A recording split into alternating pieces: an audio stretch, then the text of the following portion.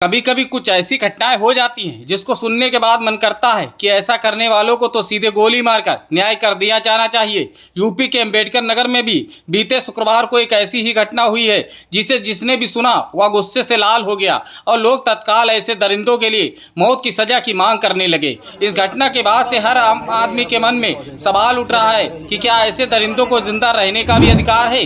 दरअसल यूपी के अंबेडकर नगर जिले में कुछ मंचलों की हरकत के चलते एक छात्रा की जान चली गई है। बाइक सवार मंचलों ने साइकिल पर सवार होकर स्कूल से घर वापस आ रही एक छात्रा का दुपट्टा खींच लिया, जिससे छात्रा का बैलेंस बिगड़ गया और वह गिर गई।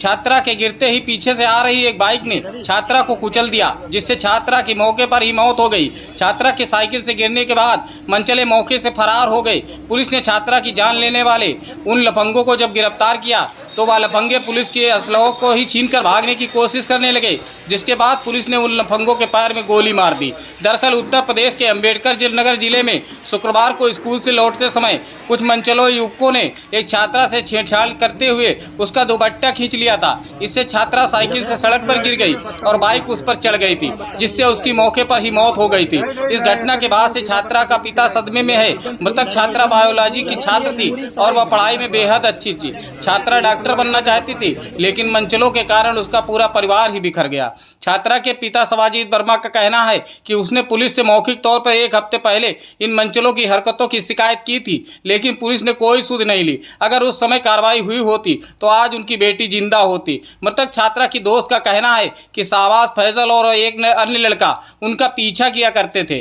वो पहले भी ऐसा ही करते थे, लेकिन शुक्रवार को तो उन्होंने सीधा दुपट्टा ही खींच लिया, जिसकी वजह से उसकी दोस्त साइकिल से गिर गई। पीछे से आ रहे फैसल ने उसके ऊपर बाइक चढ़ा दी।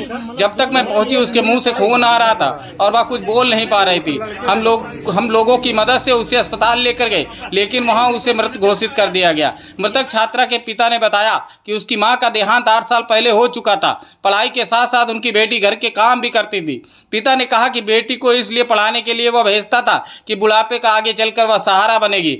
अब ना उसकी बेटी बची है और ना उसकी पत्नी। दिल को दहला देने वाली इस घटना के बाद हर आम आदमी के मन में यह सवाल उठ रहा है कि आखिर मंचलों की हरकत से जिस छात्रा की जान चली गई है, क्या उस छात्रा को इस सिस्टम में जल्द इंसाफ मिल जाएगा।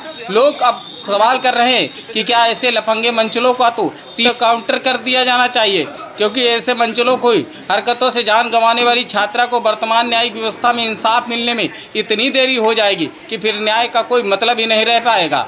न्याय व्यवस्था का फायदा उठाकर कुछ समय बाद ऐसे लफंगे जमानत पर बाहर आ जाएंगे और फिर किसी छात्रा को अपना शिकार बनाने के लिए निकल पड़ेंगे। ऐसे में ज़रूरत जल्द से जल्द त्वरित न्याय की है, क्योंकि सभी सबूतों से साफ पता चल रहा है कि इन लफंगों की वजह से ही छात्रा की जान गई है। आपको क्या लगता है और ऐसे लफंगों के साथ क्या किया जाना चाहिए, या आप कमेंट बॉक्स में बताएं और हमारे चैनल को सब्सक्राइब कर दिए गए बेल आइकन को ज़रूर दबा दें।